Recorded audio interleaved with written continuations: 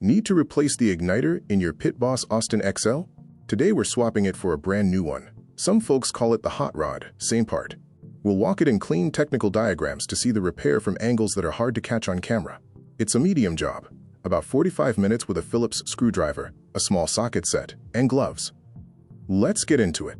Step 1. Clear out the barrel.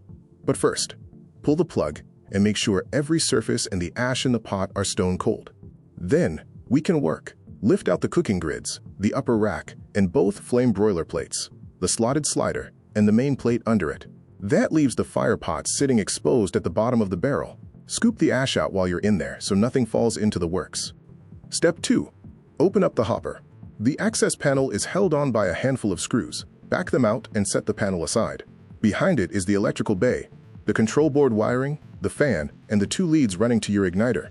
Everything electrical on this grill lives right here. Step 3. Unplug the old igniter. Follow the 2 igniter wires from the fire pot back to their connectors and pull the spade terminals apart.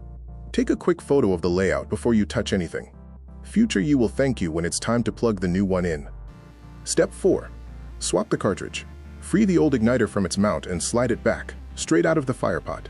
No twisting, no prying. It leaves the way it came. Now feed the new cartridge in along the same path, through the mount and toward the pot wall. Let it glide. If it fights you, back it out and check the alignment instead of forcing it. Seat it so the tip sits about a ½ inch inside the pot. That ½ inch matters. It's what the manual calls for, and it puts the tip right where the pellets pile. Step 5. Button it back up. Connect the new igniter's spade terminals, screw the access panel on, and set the flame broiler plates, the rack, and the grids back in the barrel. Give each wire a gentle tug before the panel closes. A loose spade now is a no start later. Time to prove it. Plug in, turn the dial to smoke, and press power. Flashing dots on the screen mean the igniter is on. Hold a hand above the fire pot, never inside it, and the air should warm within a minute.